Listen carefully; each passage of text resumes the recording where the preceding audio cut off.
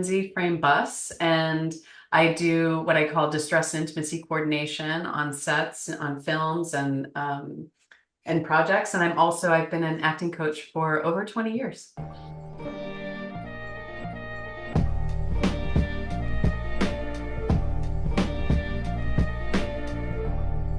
And I had also worked as as as an actor liaison and the head of faculty at a really well-known actor studio in Los Angeles.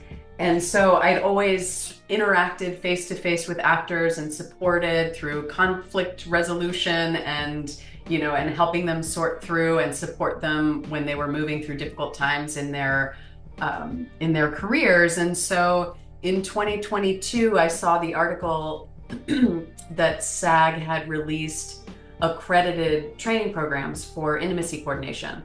And I was familiar with the role. At the time I was in, it really intrigued me, but at the time I was in a salaried position. And so I was like, okay, maybe this is, I've got 3 kids, and I was like, maybe this isn't the time to take that leap. And so in 2022, I started investigating what that would entail. And so I looked up all the information on SAG, and I looked up the various programs. And initially I started training just sort of a la carte. So SAG has certain requirements in terms of study and background. And so I just started finding places to take those courses and studied with various programs, and then and started working as an intimacy coordinator. And then I'm now in a program out of Los Angeles to just completely up-level even the work that I'm doing, it's radical and amazing and incredible. And so I'm making my way through that program as well. Cool. And to dive into the process, how do you facilitate consent and communication between actors? Well, the first thing is I connect individually with actors. And so there's usually some sort of meeting or facilitation where I can just get a sense of the actor's vision and their thoughts, their feelings, their experience around what's being asked of them. And so when it comes to communicating actor to actor, typically I already have an idea and sort of a base of information from the individual actors. And so then it's just a matter of, talking about the boundaries that have been clarified, make sure that each of the actors is on board and that that we can find that place where their boundaries align with each other. And then, we look at choreography or talk to the director, bring the director in and find out what that vision is. And of course, also beyond the actor, a lot of this comes up when they put the writers together. So even before, sometimes I'm brought on, or I might be brought on to support in that process of clarifying the writer and that communication between the agents and the actors and production. But ultimately, the one-on-one with the actor, I think, is the most important in terms of facilitating those moment-to-moment interactions on set. Well, yeah, because it also pretty much determines, the way the scene is going to go, right? Which brings me to my next question about how do you collaborate with directors to integrate intimacy into the overall vision of the project? Like, if an actor is not interested in doing something or would like to try it a different way, does that often affect, how the director approaches it? Or have you had an experience where that's been easy or tricky to navigate through? Yeah, yes. I mean, I would say most of my experiences have been everybody's been really on board, and the communication has been really open and clear. And so there haven't been a huge number of obstacles.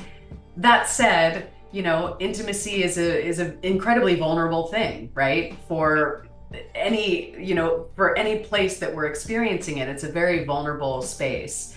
And so when it comes to the director, again, it depends on the project and the budget of the project and all of that. But more often than not, my conversation begins with production and with the director and talking about, talking about what their expectations are. Generally, the intimacy is written in the script. So it's already a part of the script. That's why they bring a coordinator on the team. And then you may do a proposal, or like a storyboard kind of thing, where you propose different ways to to fulfill the vision of the director, but in a way that's aligned with the actor's boundaries and with their writer and sort of what they've agreed to do. A lot of the process too comes in with choreography. So that's where we can assist a lot. So directors may have a vision, but they may or may not have the language in terms of how to, it's kind of the best practices of creating that action with the actors, right? Because it becomes a very technical thing. It isn't sort of the old days where, oh gosh, it's so funny to be like, oh my gosh, I can't believe we did this for so many decades, where it's just like, okay, I just want you to make out and then roll over, and then you get on top, and then this and that. Like, it's so, the choreography can be incredibly intricate. And again, we typically want to approach it in as neutral a way as possible. And so it's literally as simple as like, okay, we're going to come in for a lip-to-lip touch. The lip-to-lip touch will go a 1, 2, 3, and then we'll gently pull away. The right hand will go against the left cheek with perhaps a sweep of the thumb, and then da-da-da. Or if it's something more active, right, where it's like, okay, well, let's get in the position here. Actors are clothed during rehearsal, right? We get into position, and we might talk about what garments they need to wear, especially if it's being presented as full nudity. There's certain requirements of barriers and garments that have to be worn as per SAG standards. And so we talk about that. We confer with wardrobe. But yeah, and so we would look at that, and if there is some sort of boundary, we might want to mask it with something, whether the shot has sort of a plant in the way, or there's a way we can, place a blanket or a piece of clothing or something like that. And we just take the director's vision and that the essence of what they're looking for, understanding the world of the story that we're in, and then we block it sometimes moment to moment, second to second. And there is some room with the boundaries for the actors, of course, to discover it in the present moment. And we want to keep the choreography as specific as possible, so that those sort of present moment instincts don't take an actor to cross somebody else's boundaries. But it's a fun process. I know a lot of actors, especially if they've been in the industry for a long time, tend to really resist it, because it feels like it's going to hamper their, creative spirit and creative fire. But I found more often than not that actors really appreciate it. They really, really appreciate it. I think, yeah, I mean, it goes hand in hand with just like rehearsing in general. And I really wish I knew you at the time I shot my first intimate scene, because Yes, tell me about it. I kind of had to just.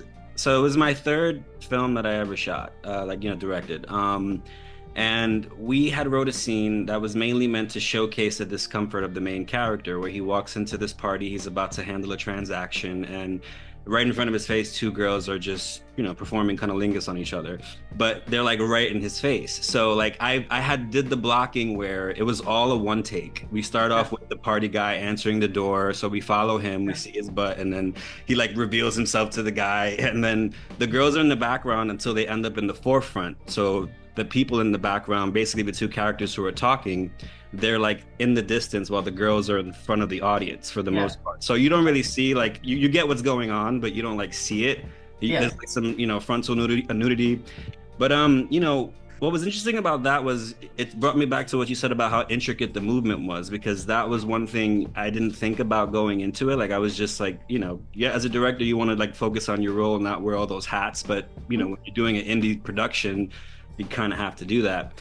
Yeah. So it was just interesting explaining it to them, like what I was thinking. And, there was a level of discomfort that I felt because I was outside of my comfort zone. But like the people I was working with, like we all trusted each other. So that's why this whole thing worked out, in my opinion. Obviously, you need to have that kind of level of trust to pull off something like that.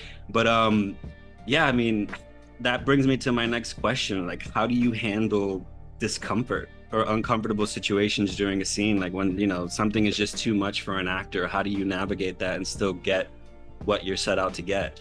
So yeah, that's a really good question. I mean, on the one hand, I go in expecting the discomfort, right? So it's not, so the discomfort is never the surprise, right? If I'm going to be surprised, I'm surprised by how well it flows and that everybody seems to feel safe, right? Not that that's necessarily a surprise, that's my intention, but I go in knowing that the vulnerability is, that there's an incredible amount of vulnerability. And so, yeah, because, the one of the primary factors of consent is that it can change at any moment, which can get you into really interesting territory, especially, in productions where there's been, a legal document prepared where, in theory, everything has been made transparent and what the actor is willing to do has been made clear. And then you get to the set and there may be some hesitation. So on the one hand, in terms of connecting with the actor, like I said, I often will have had a chance to at least connect with them, if not in an extensive way, briefly. And we usually talk about a care plan of some kind. So just ways, things that they need for support in terms of self-care or self-soothing, things like that, things that we might be able to access on set that we can have available, even support systems if they have like a mental health support system they want to make sure they've communicated with ahead of time.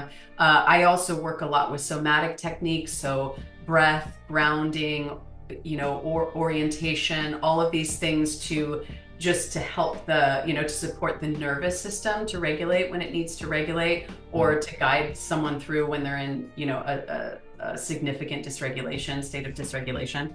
And so the thing is that their well-being, right, and advocating for their well-being becomes the priority. Like, that's my job, which, like you said, with even being a director that's compassionate and, and thoughtful and all of that, there still is a skill set that even if you wouldn't necessarily be able to access when you're handling this other big position. Yeah. So, and most directors don't necessarily have that training or skill set, right? But so yeah, you go in. I just winged it. I'm just saying, I totally winged it. Yes, and that's what people have been doing forever. And that's sort of like best case scenario is, so like, for you to acknowledge that you're winging it acknowledges your own vulnerability, right? Whereas like that's the best case scenario sort of in the past, because there's the other scenarios where it becomes about taking control, and then there is a power imbalance that can become significant enough that it can actually in many cases harm the actor, whether or not they ever have the opportunity to express that directly to production or to whoever harmed them. But yeah, so I have tools and whatnot like that. And then, this is the thing that, oftentimes production is hesitant, or certain individuals. I mean, mostly I found that people are so excited about this work and excited to have someone with this role on set. And where there is that resistance, a lot of time it's like, oh gosh, it's just going to make things more complicated if our actors know that they can just change things on a dime, or, this or that. And of course, there has to be through SAG, there has to be a certain notice given to actors, or when there are changes, things like that. But if an actor had something in their rider and then that consent wasn't there, again, oftentimes it's seen as an obstacle, or, as a barrier to production, when in fact, having an intimacy coordinator, I think, invites us to look at it as an opportunity for innovation. So, maybe last minute they decide they actually don't want to expose quite the way they had anticipated. So again, sometimes there are conversations that, and sort of things that have to go through the legal department. There's, the agents may get involved again, all of that. But for the most part, when we're in the moment and there's, that change of consent is respected, and we just continue to move forward with, with the scene, with the shoot, then it's about, well, how can we, let's be inventive. Let's imagine. What can we do? What can we use to make it comfortable? And I'll tell you, I mean, I always forever and ever have told actors that the mistakes are the magic. Like that's always where the best magic is. And you end up finding you're like, oh my gosh, that's brilliant. And you're like, this is so much better than seeing her nipples. You know what I mean? Like this is so much better. And you find that whatever, it's like there's a moment of humor that arises that nobody was expecting, or there's, a connection in the relationship that happens between the actors that, that was really opened up by this thing that we had to change just because something changed. But I mean, as you know, I think all filmmakers recognize that, which is, yeah, sometimes, I mean, indie filmmakers especially, you're like, oh man, but those sets are some of the most innovative and imaginative and sometimes most fulfilling things to be a part of. I mean, don't get me wrong, it's nice to have multi-millions of dollars behind the project that you're working on. But I think coming from those spaces and then moving into these bigger spaces, it helps us remember that just because something arises that's different than what we expected, it doesn't mean that it's an obstacle. It means that it's an invitation for innovation, for imagination. Yeah, that's what I love the most about it. I try not to complain about less because like less is more in many respects. So yeah, I definitely look at it that way too, and that happens a lot. Like almost every shoot, I would say. There's always some beautiful mistake or something that just didn't work out that made it way better. So yeah, I want to piggyback off of that a little more. I mean, this might sound like the same question, but like in a different context. Like, how do you ensure like cultural sensitivity when addressing intimacy in diverse contexts? Since the audience has changed over time and like what sex scenes are from, then and now, like how do you navigate that? Yeah, well, I mean, part of it is that there's an immense amount of commitment in terms of learning and doing one's best to learn about various identities and ancestries and sort of cultural factors that may come to play with actors, with any group of people that come together. And so education is the key. I think that that all of us, and particularly myself as as a white-bodied woman, for me to go and really listen to voices and pay attention to to other people's experiences that are outside of the context of my history, right? So that's a huge piece just in terms of what's required even to just begin being an intimacy coordinator. And then frankly, I think if you have a really specific group of actors in your project, the beautiful thing is that there are so many intimacy coordinators coming into the field of just like all kinds of diverse histories, backgrounds, identities, ancestries, cultural backgrounds. And so if there is something in particular that you want to make sure you're creating the safest possible space for your actor, you can also seek out an intimacy coordinator that has that experience or aligns or maybe has a common identity. But even if I don't, and I show up to set, there may be things that come up in my conversation with the actor about any specific needs that they have or anything they want me to know. But otherwise, it's just that like educating myself on the, and again, I can never truly understand another person's perspective. And the more I dive into, the history of racism, race relations, of cultural division, of gender and sexuality, and really go back and investigate over centuries, over decades, everything happening now. And again, listening to voices and becoming more curious and more curious to really understand or be aware of things that can be extremely uncomfortable. That can be really disillusioning in the best of ways, right? Like, I think in order to train properly for this role, one steps into it with the willingness to let everything that I think I know be completely dismantled. and completely disintegrated to be reintegrated into something that can serve a set in a very particular way and serve the actors in a very particular way and serve the vision of a story, the world of a story, the film, the episode, whatever it is. Okay. And just to dive a little deeper there, without giving away any sensitive information, can you share a challenging situation you faced as an intimacy coordinator and like how you resolved it? Yes. There was one incident where an actor, it was a shot where an actor had to be sort of presented as fully in the nude on like just in the wild, right? Outdoors. And so, there was the discussion about shots, how the shot was going to be taken, what the actor had consented to, what garments we were going to use, what angles we were going to use so that, so that it appears that the actor is, fully nude and all of that. And, the production was amazing. The team was amazing. Everybody was really supportive, which I find more often than not is the case. And the actor had consented and felt really comfortable with the decisions that we made. And then during the shot, she began to have a panic attack, right? Like something about being that close to the ground and the vulnerability of the situation just activated something. And a huge piece of the training in intimacy coordination has to do with trauma-informed care, right? And on the one hand, I'm not an EMT, right? If it had been an emergency situation, that we outsource with a medical professional that can show up.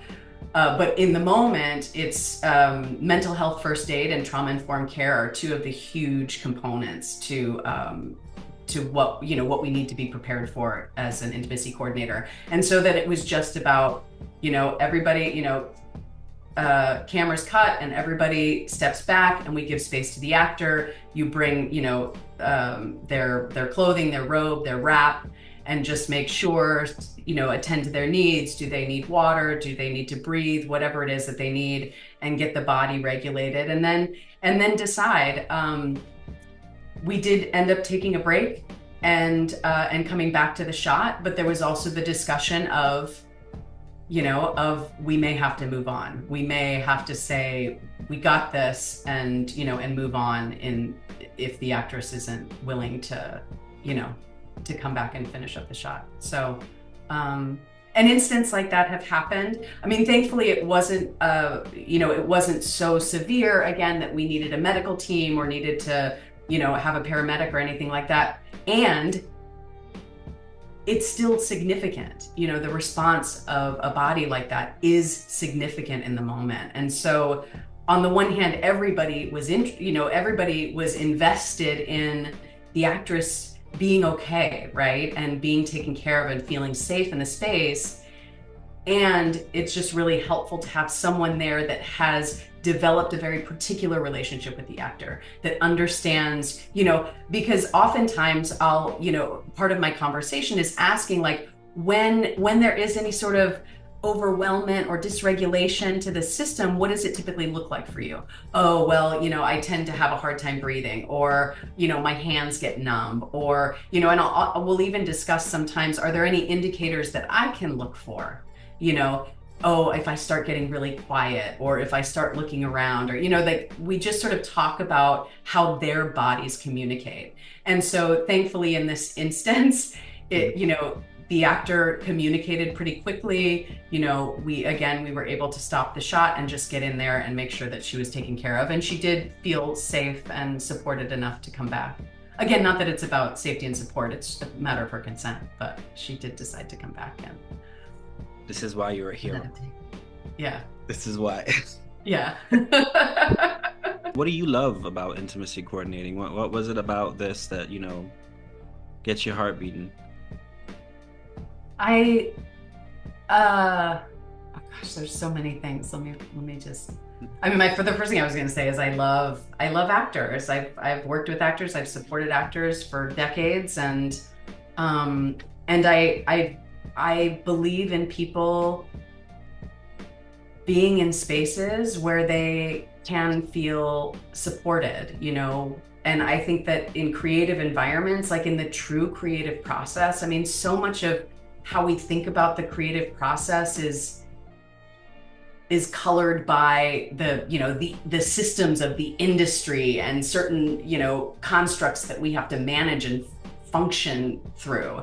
Whereas this kind of work, I think, brings back that spirit of what the true creative process is, that it's not just about the result, it's not just about getting the shot.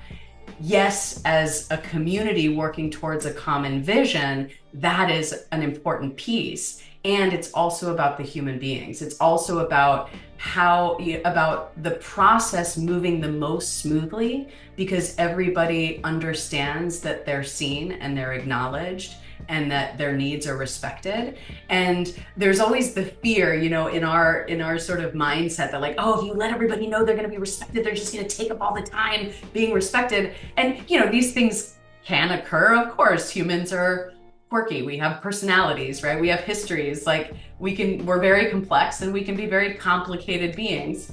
And I find more often than not that it actually minimizes conflict. It gets everything flowing better. I have talked to so many crew members that love having intimacy coordinators. Now, I've heard that, like, sometimes they get sensitive because, like, they can't make jokes. I think that's like the most common, like, drawback that I've heard is, like, oh, now I can't just make jokes whenever I want to make jokes. I have to be wary about everybody's sensitivities, which is like, whatever, tell your joke somewhere else. I love what I do because I love to support actors. I love when groups of people can, like, just be in a community where the work feels easy, even when it's hard, and when people feel seen and supported. And yeah, because that's what the creative process is. Stories are about humans. Every story is a human story, even if it's, an animated dog or an alien or whatever. Like, they really are, everything at its core is a human story. And so why not prioritize the humans? Facts. How do you feel intimacy coordinating is going to change the game moving forward? So I think it can change the narratives around agency and just a sense of having power in a space, having a voice in a space. The imbalance of power is so extreme in our culture and certainly in our industry. And it's one of those things that you don't even acknowledge or have to speak about, but the bodies respond to it. It's so ingrained, the hierarchy of power in our industry. And this is true in other industries, but for something where actors have to work in such a vulnerable way, it's significant. And so these help bring those power imbalances to the forefront. Like, we recognize and acknowledge them, and we don't even have to get rid of them, right? There is a place for a kind of hierarchy in the creative process. It's just, it's only in so much as those independent roles, that specialization, right? That is so distinct in our industry. It's so highly specialized.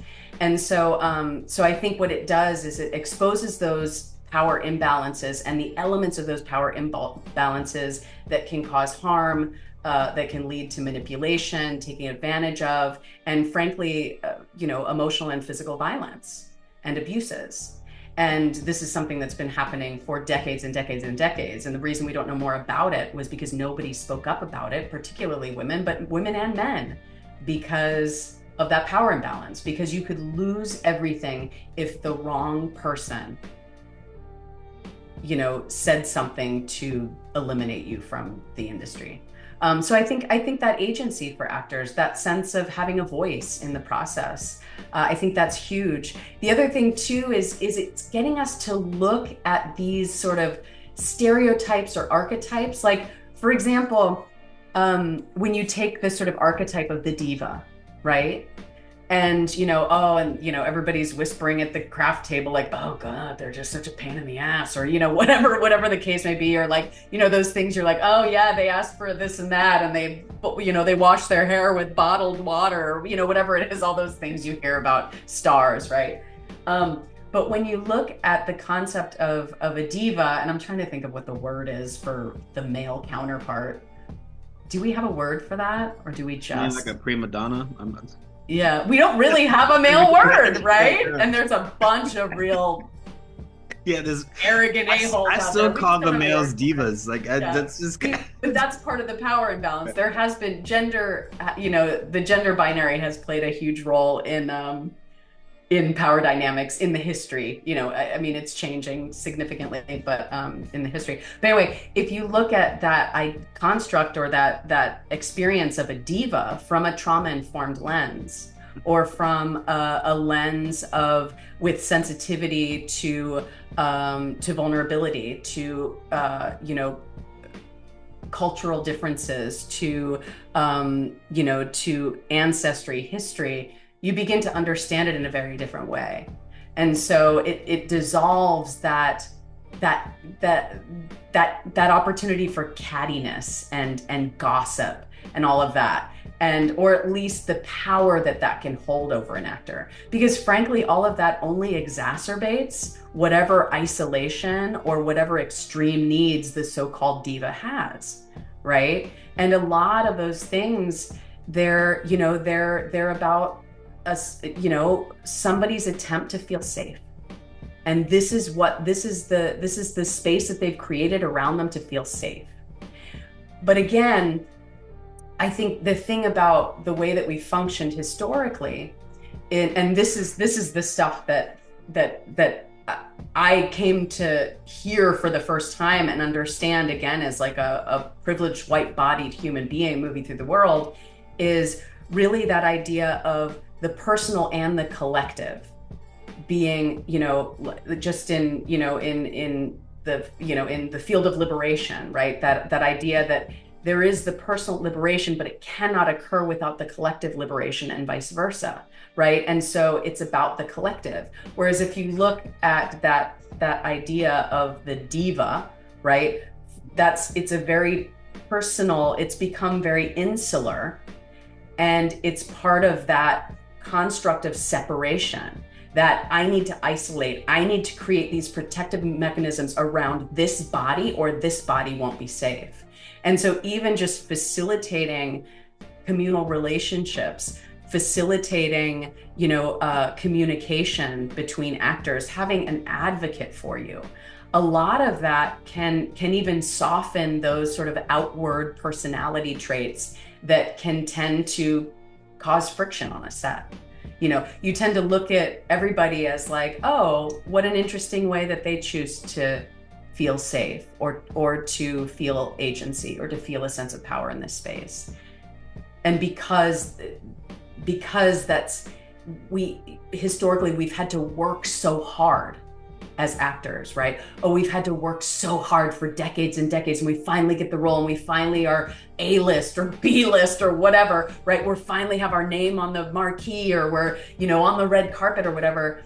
And, and we've had to like toil and fight and scrape, and for that, just that sense of power that's so fleeting, right? We know how fleeting it is. Yeah. And yet, so these processes, these just ways to engage in relationship create their own support space for both the individual and their relationship to the collective, and for the collective and their relationship for the individual. And so a lot of those really, again, those extreme outward personality traits, or whatever demands, we can either see them and have compassion for them, or they themselves will begin to soften, because there's a different system of power in place, and the power shifts based on specialization. It's not a fixed hierarchy, because fixed hierarchies don't actually exist in nature. They don't. It's completely unnatural. It's a human invention. Could you please tell us where we could learn more about you? Any businesses you want to plug in, or? Yeah, so I have an actor studio called Sustainable Actor Collective, And our website is www.sustainableactor.com. And we've got online classes. I do workshops in Atlanta and Los Angeles.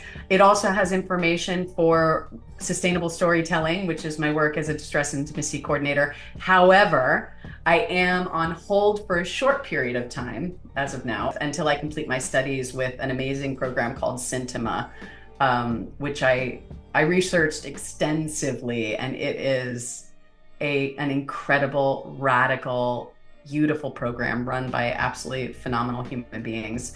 So once I complete that, then I can start working again.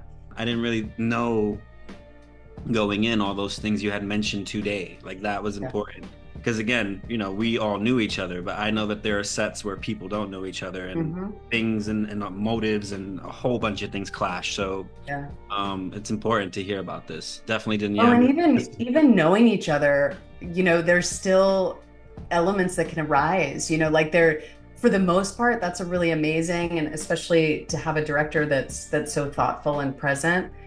And sometimes someone is less inclined to say something, right? Because they do care for everybody on set and they don't want to be the one to rock the boat, or, you know, I mean, the bottom line is that most people don't say anything, you know? Yeah. They don't say anything if they're uncomfortable or if it's not okay. You know, and historically the ones that do are the divas, right? We haven't created space for someone where in fact they're actually the people that are, you know, willing to advocate for themselves when no one else seems to do that. So yeah, I make it known on every set, and you know, I rarely ever tackle this subject matter. I mean, because violence and sex are like I think they're very specific things, and you need to have them on screen for very specific reasons. But whenever there's something like that going on, mainly on the violent side, because I've shot more violent scenes than I've I'm like, listen, man, please speak up. Anything. I would love to hear it. You have to talk. Everybody here is allowed to talk. We have to talk. This is what it is. So yes, I totally hear you on that. And that was the first thing. And funny enough, that's like a skill that translated from working in the kitchen. I was a kitchen manager. So it was really weird. It was like, you know, I'm over here looking at it like, oh, this is no different than running a set, kind of. I mean, we're cooking. But we're not cooking. But you know, I do feel like I'll have you back on at some point in the future. This is a baby channel right now. I just started like literally, I mean, I've had YouTube for years, but I've just actively started using my account for this purpose like weeks ago. So I'm just like consistently posting every week because I have all this like backlog content from 12 years. So in between that, I can sprinkle education and entertainment. That's the idea. That's awesome. Yeah, no, I love it. Oh my gosh, I'll totally be back on. And, you know, and I'll be complete with my program then too. So the idea is that I'll be working at a whole new level as well. Yeah, I'm definitely excited to hear more about that and kick ass on that. And I have a place to stay in LA. So, you know, if you need somebody for one of your films, just give me a call. Oh, I definitely will. We're working on a couple of things. As you know, the industry, it's really hard to ask people for $1 million right now. So it's that's like the conundrum I find. It's hard to ask actors for $150. No, I hear you. I'm like, hey, how come you're not in class? You know, professor. What do they call you, professor? Or what do they just call you, like teacher, coach, or? Lens. Cool. All right. Well, thank you, Lindsay. I hope you have a good day. It was so good to meet you, Jose. Yes. Likewise. Thank you so much.